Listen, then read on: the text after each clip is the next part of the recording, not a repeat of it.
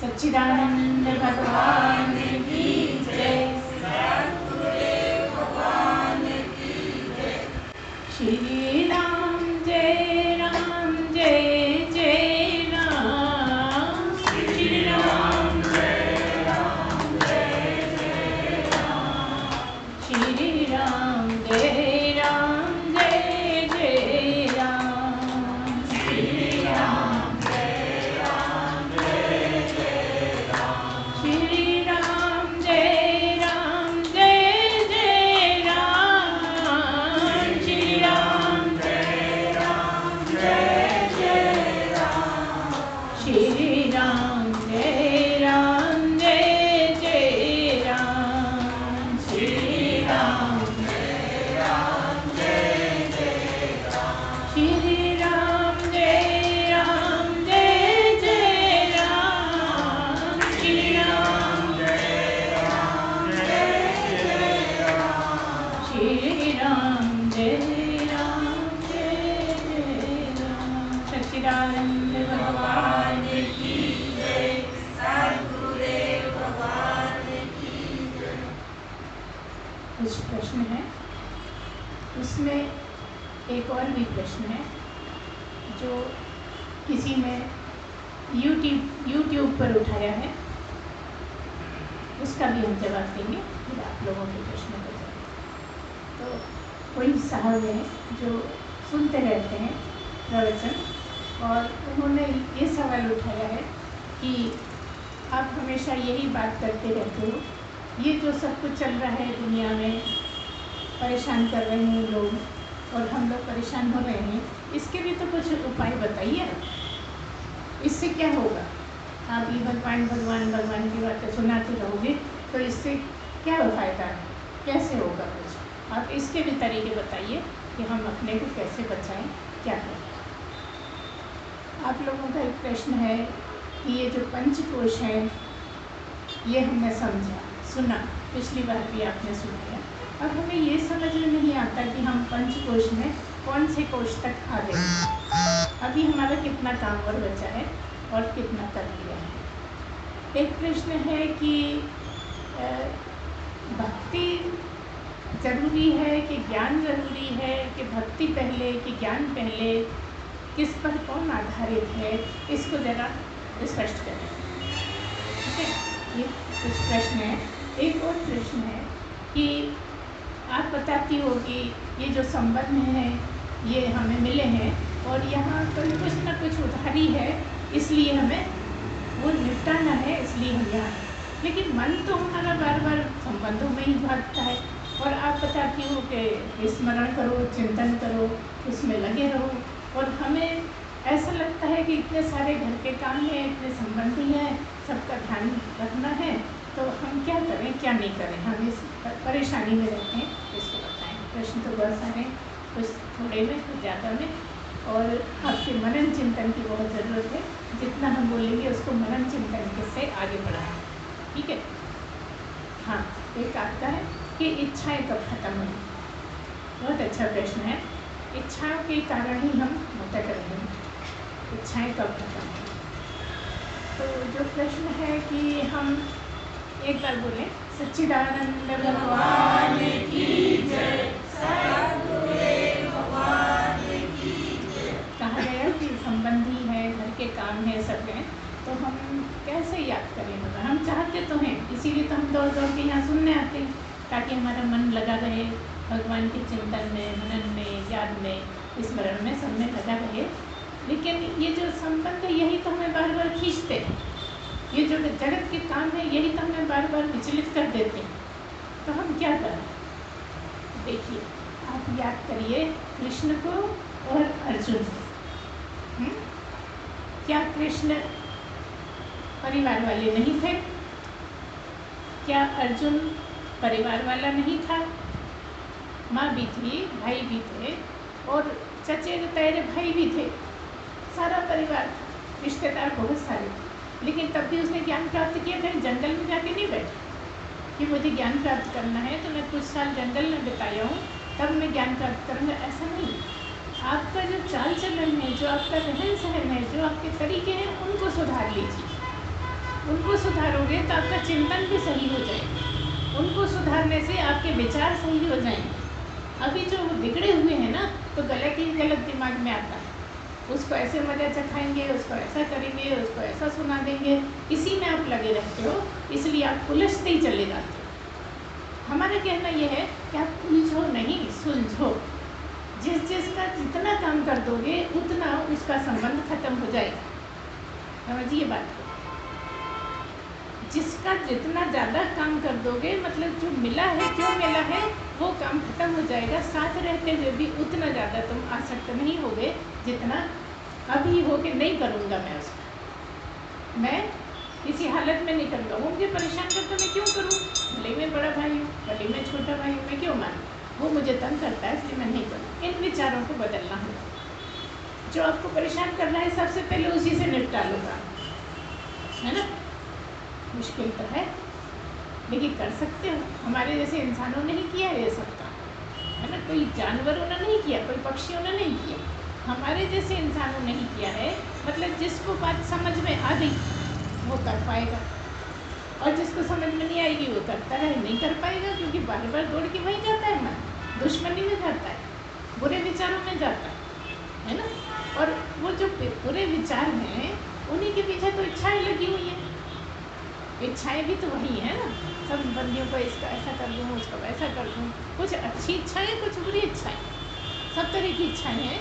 और उन्हीं को पूरा करते करते आप उलझ जाते हो, इतने ज़्यादा मकर जाल में फंस जाते हो, जैसे मकड़ी उलझ जाती है, वही खत्म हो जाती है ना। और एक तरह से देखो तो वही मकड़ी जो जाल इतना बिछाती है, वही मकड़ी पूरा जाल समेट भी लेती है। मकड़ी के बारे में आप लोग जानते होंगे कि मकड़ी जैसे जाल मुंह से थूक निकाल के जाल बनाती है, और जब चाहती है पूरा समेट लेती। वही की वही मकड़ी उलझ के मर भी जाती है। तो तुम देख लो तुम्हें क्या करना है, कौन क्या कर रहा है, कौन कैसा बर्ताव कर रहा है, कौन क्या कहता है, कोई परवाह ही मत करो। आप तो अपना नाता उससे जोड़ो, यहाँ के कर्तव्य और वहाँ का संबंध। समझ में आई बात? बस एक ही चाबी है, संबंध उससे जोड़ लो, कर्तव्य यहाँ कर लो। जगत में कर्तव्यों का ही नाता है। जिसने जितने कर्तव्य निपटा लिए, उतने ही उसके भगवान से संबंध बढ़ जाएंगे, और उतनी ही इच्छाएं कम हो जाएंगी। इच्छाएं भी इसीलिए हैं क्योंकि मन चंचल है। मन चंचल है इसलिए हर वक्त कोई नई इच्छा उपजती रहती है, और उस इच्छा को पूरी करने में तुम जी जान से लग जाते हो, और उसी में कंसंट्रेट हो जाते हो, उसी में मन लग जाता है, उसी में बुद्धि लग जाती है। जबकि मन और बुद्धि किसको समर्पित करनी है? परमात्मा को, सदगुरु को। जिसने मन बुद्धि समर्पित कर दी वो तो जान ही जाएगा, उसका तो काम ही पूरा हो जाएगा। जिस मन से तुम इच्छाएं करते हो, जिस मन से, जिस बुद्धि से तुम उनको पूरी करते हो, वो मन और बुद्धि समर्पित करना ही समर्पित हो जाना है। ठीक है ना। तो आप लोग इसको ठीक ठीक समझिए। इच्छाएं खत्म कैसे होंगी? इच्छाएं किस तरह? इच्छाएं पूरी करने से और भी ज़्यादा बढ़ जाएंगी, हो जाएंगी पूरी। जो ज़रूरी है, जिसको ज़रूरी भगवान समझते हैं, कैसे आपके ऐसे संयोग बना देंगे कि वो इच्छाएं होंगी। लेकिन आप इच्छाओं को तूल मत दीजिए, है ना। भाई शर्ट पैंट चाहिए, साड़ी चाहिए, ये ठीक है ना। रोटी कपड़ा मकान तीनों चाहिए, वहाँ तक ठीक है। लेकिन तुम्हें इच्छाओं की चेन इतनी लंबी कर लेते हो कि एक इच्छा पूरी करते हो 4 खड़ी होती है, 4 पूरी करते हो 10 खड़ी हो जाती है। इसलिए आराम से चलते रहो, करते जाओ, जितना बने उतना करो, जितना नहीं बने भगवान का नाम लो। पूरी वही कराने वाला, वही करने वाला, है ना। यहाँ जो बैठा है वो भी यही वही। तुम हो कहाँ यहाँ? तुम यहाँ हो ही नहीं। तुम तो शरीर को मैं समझते हो इसलिए बन जाते हो मैं, नहीं तो तुम्हारी मैं भी वही है, वही मैं है, और वही मैं वही है, एक ही है। इसको ही तो समझना है ना। ये सब समझने से काम आसान होने लगता है। तो हम पहले जो हमने प्रश्न किया कि भाई ये सब भगवान भगवान करने से काम नहीं बनते हैं, आप कुछ तरीके बताइए। तो देखिए हम आज बिल्कुल स्पष्ट कह दें, आप जो आज हमारी हालत है कलयुग में हिंदुओं की, वो केवल और केवल इसलिए है कि वो धर्म से हट गए हैं। केवल और केवल इसलिए है कि वो परमात्मा को नहीं समझ पाते, अपने धर्म में चलना भूल गए हैं। आज की समस्याओं का केवल मात्र एक ही हल है कि आप अध्यात्म में उतर जाइए, अध्यात्म को ठीक ठीक समझ जाइए। कृष्ण ने ये नहीं कहा कि तुम युद्ध मत करो, कृष्ण ने ये कहा कि तू युद्ध के लिए तैयार हो जा। इतना ही काफ़ी है समझने के लिए। तुम तैयार नहीं हो इसलिए डरते हो, तुम तैयार नहीं हो तो सोचते हो मार डालेगा कोई। देख जितने दो हाथ पैर उसके हैं उतने ही तुम्हारे हैं, जैसे उसको बुद्धि मिली है तुम्हें भी मिली है, सब कुछ तुम्हारा वैसा ही है, तो डरने की क्या ज़रूरत है। आप बुद्धि को उपयोग में लीजिए, अध्यात्म में चलिए, ईमानदारी से रहिए, और जहाँ ज़रूरत है रावण मिलता है मारना पड़ेगा। जहाँ भी रावण मिलता है, कंस मिलता है, उसको मारना है, मारना पड़ेगा, उसके बिना आप चैन से नहीं रह पाओगे। हम यहाँ हत्या का नहीं कह रहे, रावण आपके अंदर भी बहुत है और बाहर भी बहुत हैं। जिस बात की आप चर्चा करते हो वो केवल अध्यात्म से ही सीख पाओगे कि हमारी लड़ाई कैसे संपन्न होगी। तुम कहते हो हम अध्यात्म में नहीं रहेंगे और हम दूसरों से लड़ लेंगे, ये सब छोड़ो, राम राम जपना। अब तो हमको उनसे लड़ना बता। तुम यहाँ आके ही हथियार रखना सीखोगे, क्योंकि हर भगवान के पास सब कुछ है, वरदान भी है ना, अच्छी अच्छी बातें भी हैं जो हमें सीखना है। लेकिन 10 हाथ हैं तो 10 तरह के हथियार हैं। एक हाथ में शंख है तो दूसरे हाथ में सुदर्शन चक्र है।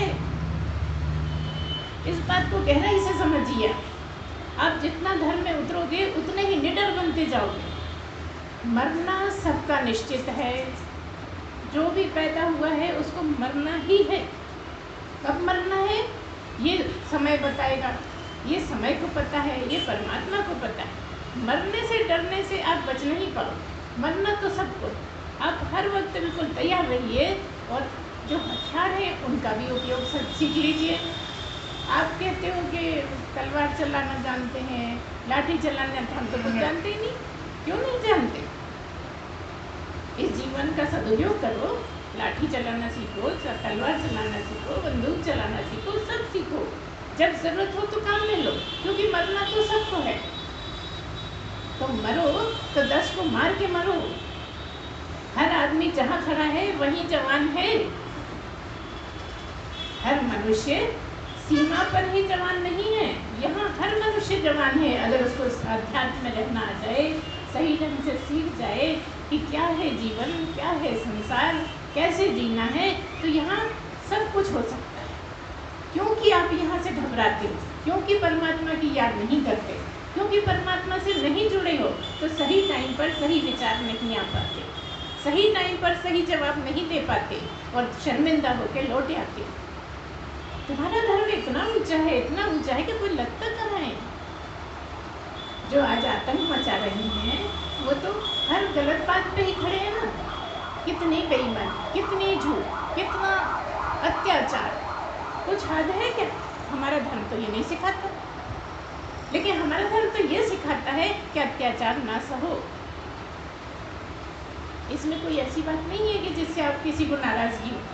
जो है यथार्थ उसी की ही बात कर रहे हैं कि अत्याचार सहो भी मत, अत्याचार करो भी मत।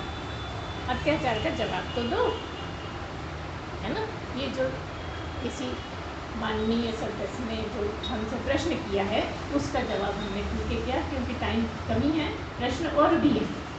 तो फिर से कहेंगे कि अध्यात्म की तरफ मुड़ो, अध्यात्म को समझो, अध्यात्म को जियो और अध्यात्म पर चलो। तुम्हारे पास लड़ने का कोई कारण ही नहीं है। आज की सारी समस्याओं का हल केवल अध्यात्म में है। तो ये भूल जाओ कि राम राम जपना छोड़ो। तुम श्याम श्याम जप लो, हम कब मना कर रहे? तुम शिव को जप लो और हाथों से कार्य करो।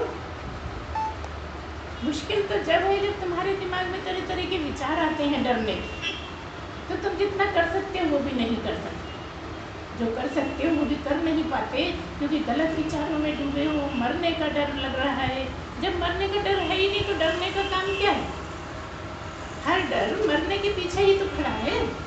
कई बार प्रश्न करते हैं लोग कि डर क्यों लगता है, तो हर डर के पीछे मरना ही खड़ा है। किसी भी डर को अगर आप विश्लेषण करोगे तो पाओगे कि मरने के कारण सारे डर। ठीक है, तो इस तरह से आप इस बात को समझिए कि कलयुग को जीतने का एक ही तरीका है, और इसलिए कह दिया कलयुग केवल नाम आधारा है ना। इसको समझ पाओ तो समझ लो, बाकी सब स्वतंत्र है, इसको जो समझना है समझे। अब एक प्रश्न है कि हम कहाँ तक आ गए। हम पंचकोश को समझे हैं, लेकिन हम कहाँ तक आ गए? तो आप ही इसका ढूंढो ना जवाब। जहाँ आप खड़े हो वहीं जवाब ढूंढो। आपका कहाँ मन अटका है? क्या इच्छाओं में अटका है? क्या मन में अटका है? क्या तन में अटका है? कि बुद्धि से काम लेने लगे हो? आप सोचो, जवाब इसका आपको ही मिलेगा, आपके ही चिंतन से। आप अपनी परीक्षा लेने के लिए स्वयं ही सोचो कि अभी क्या तन को संवारने में ही लगे हो। संवारो, मना नहीं है, सब करो, हम मना नहीं करते, लेकिन बुद्धि के साथ संयोग कर, बुद्धि से पूछकर, विवेक पूर्वक सब करो, मना नहीं करते। हम बार बार कह रहे हैं कि मना नहीं करते। और उसको आंको कि कहाँ पर फंसे हो, किधर की आसक्ति है, कौन सी चीज़ है जो तुम्हें ज़्यादा चिंतन में डाले रहती है। अगर जगत की हो तो जगत में फंसे हो, अगर तन की ज़्यादा चिंता है तो तन में फंसे हो, मन की इच्छाओं को पूरा करने में लगे हो तो मन तक आ गए। आ गए क्या? मन से पार जाना है। मन में तो सभी है, मन के उलझाने में ही उलझे हुए हैं। सारा कुछ मन का ही किया कराया है जो तुम इतने फंसे हो। मन के पार कब जाओगे? जब बुद्धि से काम लेने लगोगे तो मन के पार चले जाओगे। और मन को पार करना ही सबसे ज़्यादा मुश्किल काम। मन के पार चले गए फिर तो पार ही हो जाओगे। मन आगे जाने ही नहीं देता, इतना फंसा के रखता है, इतनी इच्छाएं खड़ी करता है कि आप उसी में लगे रहो, पूरा जीवन उसी में व्यतीत करो। ठीक है ना? अब बच्ची बात भक्ति या ज्ञान।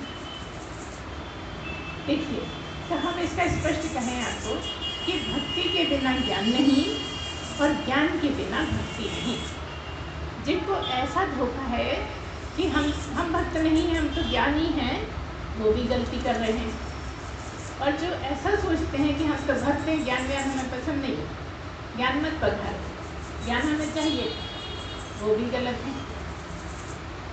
छोटी छोटी बात में भी ज्ञान रखना पड़ता है, घर के कामों में भी ज्ञान रखना पड़ता है। ये बात और है कि वो जगत का ज्ञान है ना, लेकिन भक्ति तो भगवान की है और ज्ञान भी भगवान का। तो विवेक पूर्वक भक्ति भी अच्छी है और विवेक पूर्वक ज्ञान भी अच्छा है। इसलिए दोनों का सहारा चाहिए, यात्रा दोनों की करनी है। जैसे कहा जाता है कि या तो भक्ति मार्ग पकड़ लो या ज्ञान मार्ग पकड़ लो, लेकिन हम कहते हैं ज्ञान मार्ग भी पकड़ लो तो भगवान से कब बच पाते हो? किसका ज्ञान चाहिए? किधर ढूंढ रहे हो? किसको ढूंढ रहे हो? क्या जानना चाहते हो? अगर तुम भगवान का नाम भी लेते हो तो हम कहेंगे भक्ति है। जहाँ भगवान नाम आया तो भक्ति है, इसको समझिए, है ना? इसलिए दोनों का ही सहारा चाहिए। और जिधर से भी आपका मन करता है उधर से चल पड़ो। अगर ये देखो, ये कहीं पर निर्भर करता है कि आपकी पिछले जन्म की यात्रा क्या थी। पिछली बार जब मनुष्य बने थे, जब कहाँ थे तुम? अगर ज्ञान में चल रहे थे तो ज्ञान से शुरू होगा, भक्ति तक आ जाओगे। अगर भक्ति में चल रहे थे तो भक्ति से शुरू होगा इस जन्म में और ज्ञान तक आ जाओगे। ठीक है ना? दोनों ही अपनी अपनी जगह आवश्यक हैं। देखना ये है कि तुम्हारा मन ज़्यादा किसमें लगता है ना? इसलिए दोनों को ही समझो, दोनों ही करो। कैसे करो? भक्त जैसे करता है, अगर तुम ज्ञानी हो तो भक्त जैसा करता है, वैसे नहीं, बस स्मरण में रहना ही काफ़ी है ना? और अगर तुम भक्त हो तो पूजा करो, तरीके सीखो, पवित्रता रखो, हर तरह के नियम पालन करो, है ना? भगवान के आश्रय में रहो, भगवान की इच्छाएं जो हैं उसमें अपनी इच्छाओं को मिला दो, है ना? इस तरह से चलो, बुरा कुछ नहीं। ज्ञान सुनना भी अच्छा है और भक्ति भी सुननी अच्छी है। मतलब अगर जाप हो रहा है तो जाप में भी मरे मरे से मत बोलो, जैसे अभी बोल रहे।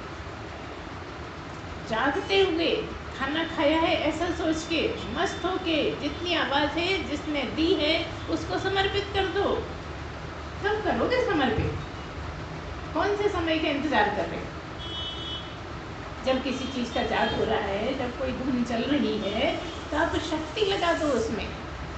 अभी तुम मन क्या समर्पित करोगे, बुद्धि क्या समर्पित करोगे? अभी तो तुम मोटी मोटी चीज़ें समर्पित नहीं कर पा रहे। जिसने तुम्हें आवाज़ दी है उसका भजन गाने में भी तुम्हें बड़ी तकल्लुफ़ होता है, बड़ा मन कतराता है कि धीरे से बोलो, कोई सुन लेगा भाई तो। अच्छा, गाली देते टाइम याद नहीं आती कि धीरे बोलें? तब तो चाहते हो पूरा मोहल्ला सुन ले तो अच्छा मैं कितना महान हूँ, गाली बक रहा हूँ, हैं, बक रहा हूँ, बकरी जो भी समझो। तो उस समय आपको ऐसी बातों को बहुत धीरे बोलना है, और जो है अच्छी बातें उनको चिल्ला के बोलो, सड़क पे जाके बोलो, कोई परेशानी। ऐसे मन को स्वीकार करने दो। अभी मन स्वीकार नहीं कर रहा, इसलिए बहुत परेशानी। थोड़े थोड़े में हम बहुत कुछ कहना चाहते हैं, क्योंकि हम आधा काम आप पे डालते हैं कि आप चिंतन करो, आप स्मरण करो। क्या स्मरण करो? गुरु के वाक्यों को, गुरु ने जो बताया है उसको बार बार याद करो। क्या बोला था? जब बार बार याद करोगे तो वो बातें खत्म होने लगेंगी। यहाँ सुन के तुम ऐसे चले जाते हो जैसे रबर से मिटा दे।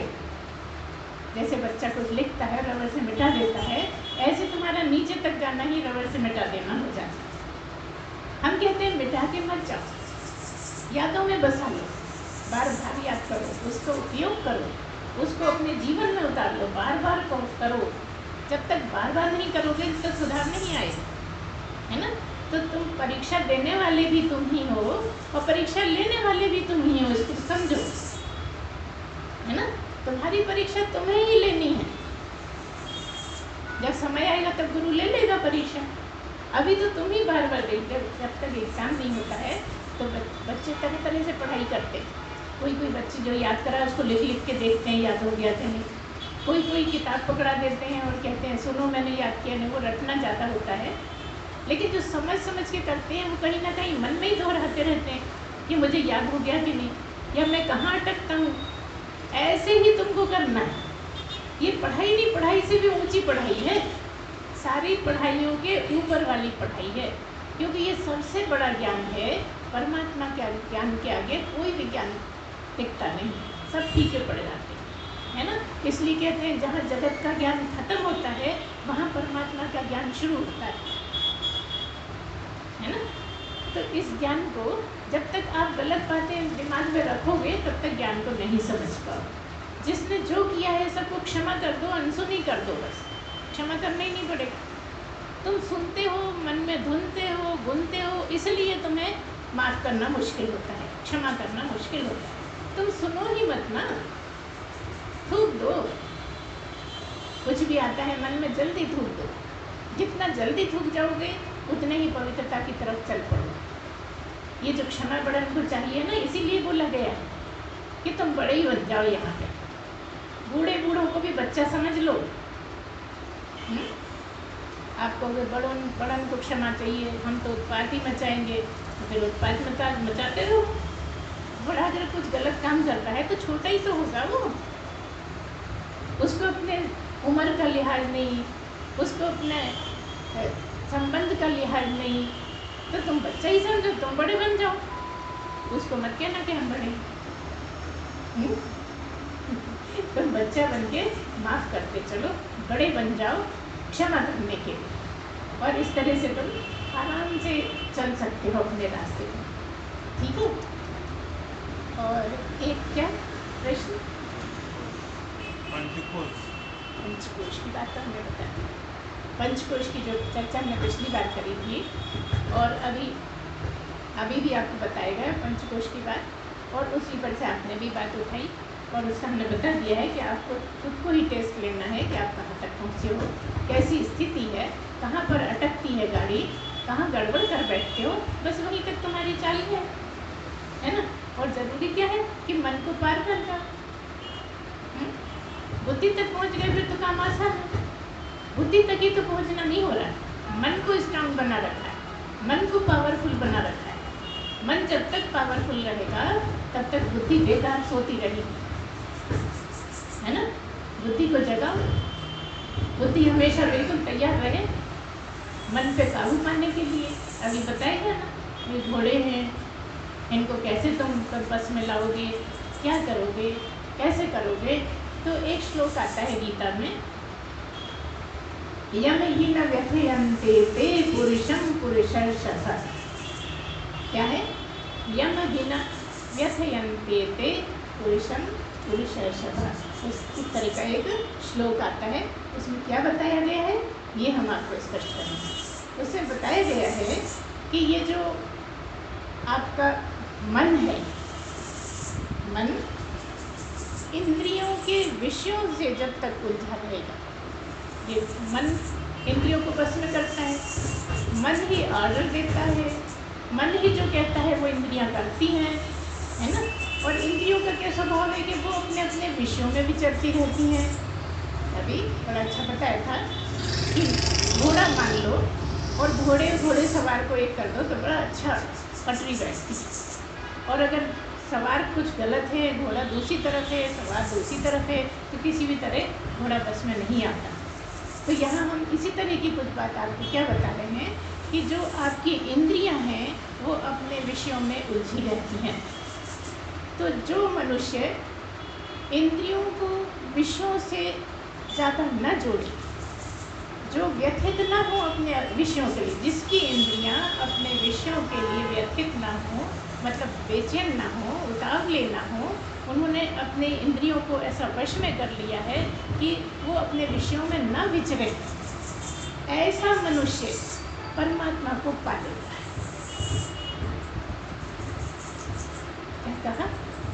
कितना करना है? बस इतना ही करना है कि आपकी इंद्रियां आपके मन के वश में रहे और मन बुद्धि के वश में रहे। और बुद्धि कैसी हो? विवेकशील। विवेकी बुद्धि है तो वो मन पर लगाम रखेगी, और मन पर लगाम रहेगा तो मन इंद्रियों को सही चलाएगा। हम ये नहीं कह रहे कि आप ये मत खाओ, वो मत खाओ, ये मत करो, वो मत करो, सब करो, लेकिन लगाम रखते हुए, लगाम खिंची रहे, हर मौके पर लगाम खिंची रहे कि घास देखी कि चल दिया घोड़ा, अब तो नहीं बस में, अब तो खा के ही मानेगा, क्या हरी हरी घास है ना। हर वक्त ये ध्यान रहे कि लगाम कस के रखनी है, जहाँ गड़बड़ी हुई इतनी कस के नहीं रखनी है कि रोज़ उपास करने। खाना भी खाओ, सही ढंग से रहो, क्योंकि ये शरीर है ना बड़ा कीमती है, ये शरीर बड़ा दुर्लभ है, ये शरीर बड़ी मुश्किल से मिला है। लाखों लाखों जन्म बिताने के बाद ये कीमती शरीर मिला है, तो किसी भी तरह ये खराब ना होने पाए, इस पर नज़र रखो। ज़रूरत से ज़्यादा जगना, ज़रूरत से ज़्यादा सोना, ज़रूरत से ज़्यादा खाना, ज़रूरत से ज़्यादा उपवास रखना, ये सब यहाँ गलत है। ठीक से समझिए क्या बोला है। कोई हो सकता है कि आपसे कहे कि बहुत उपवास करोगे तो जल्दी पालोगे, नहीं, बिल्कुल गलत। ये शरीर बहुत कीमती है, बड़ा दुर्लभ है, तो इस शरीर को ठीक रखना तुम्हारा सबसे बड़ा कर्तव्य है। अभी संबंधियों की बात करिए, संबंधियों से भी बड़ा संबंधी यही है, ये बड़ी कृपा से मिला है तुम्हें, पहला संबंधी है, सबसे ज़्यादा कर्तव्य इसी के प्रति है, इसको तुम दूसरा मानो, पहला नहीं।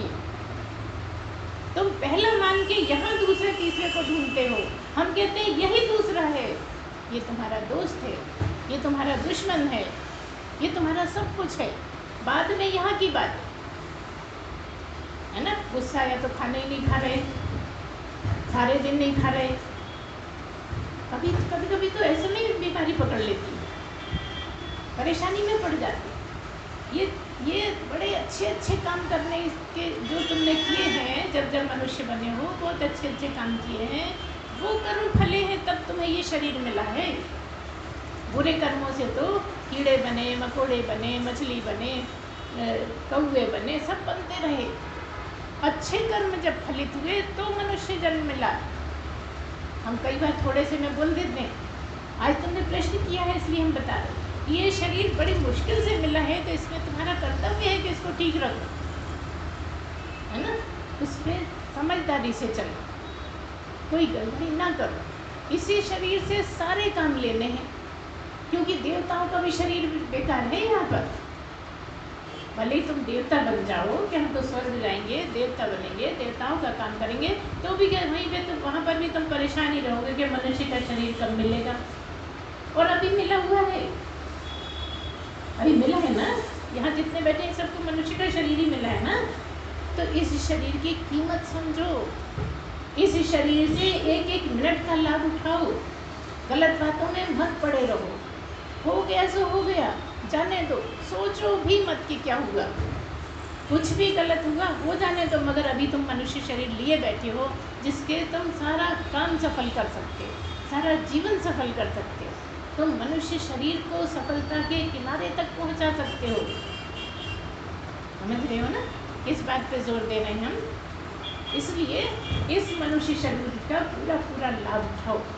मनुष्य शरीर के बिना कुछ नहीं हो सकता इस मार्ग। ये मिला है तब तुम्हारी बुद्धि ने भगवान की याद करी है, ये मिला है तब तुम्हें ये सुध आई है कि हम मनुष्य शरीर में हैं और हम ये काम कर सकते हैं जो कोई शरीर नहीं कर सकता। बाकी सब शरीर तो कर ही नहीं सकते, देवता तक नहीं कर सकते। देवता को तुम पूज रहे हो, देवता किसको पूज रहे हैं? देवता तो खाने में लगे हैं, देखने में लगे हैं, सुनने में लगे हैं। जिनकी ज़्यादा इंद्रियों को सुख देने की इच्छा है और बहुत अच्छे अच्छे काम कर रहे हैं, उनको देवता बनाया गया है सुख उठाने के लिए। खूब भोग कर लो, जितना भोग करना है भोग कर लो, पेट भर लो, लेकिन कभी भी भोग करने से पेट नहीं भरा। जैसे हवन करते समय कितनी भी सामग्री डालो तुम, कितना भी घी डालते जाओ, घी डालोगे तो लौ कम नहीं होगी, तेज होगी। जितना घी डालोगे लौ बढ़ेगी।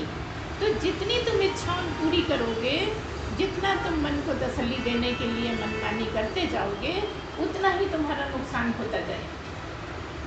तो इन घोड़ों को, इन इंद्रियों को जरा वश में रखो, है ना। क्या सही है, क्या गलत है, कब खाना है, कब नहीं खाना है, क्या करना है, क्या नहीं करना है। नहीं क्या करना है उस पर भी ध्यान दो, और क्या करना है उस पर भी ध्यान दो। जैसे हम कभी सामान खरीदने जाते हैं बाज़ार में, कोई नया इंस्ट्रूमेंट ले रहे हैं, मान लो हम कोई मशीन ले रहे हैं, है ना।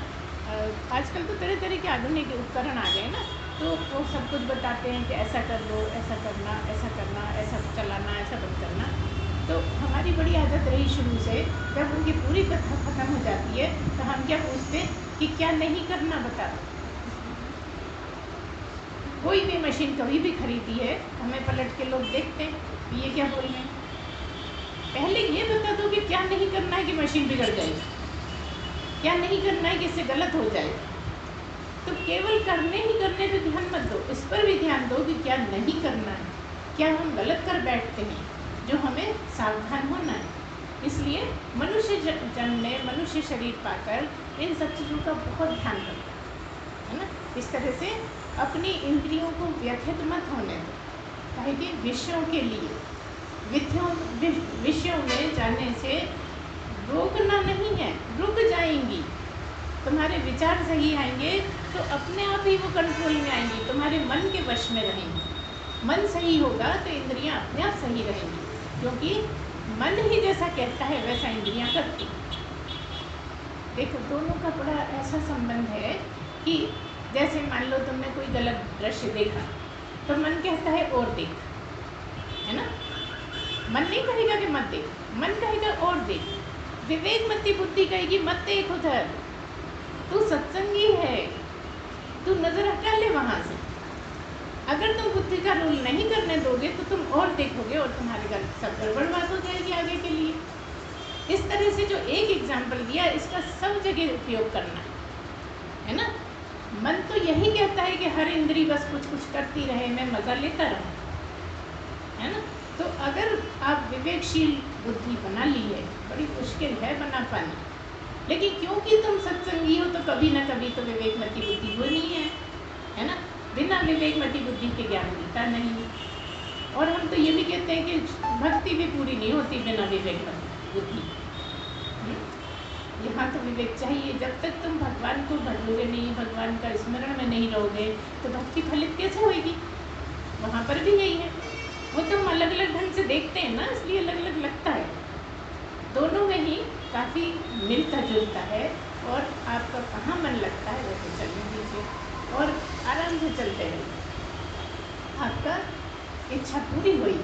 क्यों होगी? क्योंकि मनुष्य बन के आए हो, कुछ तो विशेष बात होगी ना।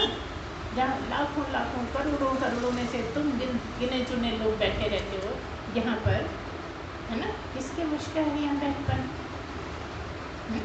तो आप चलिए, जहाँ भी कठिनाई हो पूछिए, चलते रहिए, मन लगाए रखिए, जगत के काम भी करते रहिए। क्योंकि कृष्ण ने भी काम नहीं छोड़े और अर्जुन ने भी काम नहीं छोड़े, और इतना बड़ा युद्ध करके भी, है ना, ज्ञान प्राप्त करने के बाद युद्ध किया। सोचिए तो, कोई मना थोड़ी। इसलिए हम सब काम करते रहते। सब कहते हैं आपको करने की क्या जरूरत है, आप क्यों करती हो, है ना? ये उनका अच्छा सोच है, अच्छी समझ है कि आप लोग ऐसा बोलते हो। लेकिन हमारी ऐसी ही सोच है कि जब कृष्ण ने काम नहीं बंद करे, जब अर्जुन ने काम नहीं बंद करे ज्ञान प्राप्त करने के बाद भी, तो हमें कौन सी किताब में लिखा है कि तुम नहीं करो? लेकिन वही कि बहुत अधिक नहीं, एक लिमिट, सब चीज़ की लिमिट। जो ज़रूरी है वो करना होगा, जो ज़रूरी नहीं है छोड़ते जाइए। दूसरों के लिए ज़्यादा करिए। अभी आप साधक हो, आपको तो बहुत ज़्यादा करना है ना? जितना ज़्यादा कर लोगे उतने ही आपके कर्म कट जाएंगे और कर्म का बोझ उतर जाएगा, हल्का लगने लगेगा। जब ज्ञान प्राप्त होता है तो ऐसा लगता है जैसे हवा में उड़ रहे हैं। इतना हल्कापन हो जाता है क्योंकि वो सारी गठरियाँ उतर गई, हल्के हो गई, है ना? तो ऐसे ही आपको भी आगे बढ़ते रहना है। सब अच्छे चल रहे हो, जो करना चाहिए सब करते हो, प्रश्न भी अच्छे रखते हो, क्योंकि बिना समझे प्रश्न रख नहीं सकता कोई। कुछ समझ में आता है तभी प्रश्न रख पाते, है ना? और फिर से हम कहेंगे कि जहाँ भी मौका मिले अपनी मधुर आवाज़, कर्कश आवाज़, सादी आवाज़, जैसी भी आवाज़ है, जैसी उसने दी है उसी को समर्पित कर दो और खूब झूम झूम के, खूब मस्ती से, जहाँ भी मौका मिलेगा। ये पता तो लगे सत्संग कर रहे हो तुम लोग, है ना? सारा रोल गुरु माँ का ही थोड़ी है, थोड़ा बहुत तुम भी बाहर संभालो। ठीक है, तो आज इतना ही। बोलिए सच्चिदानंद भगवान की जय, सद्गुरुदेव भगवान की जय। पूर्णमदः पूर्णमिदं पूर्णात् पूर्णमुदच्यते पूर्णस्य पूर्णमादाय पूर्णमेवावशिष्यते।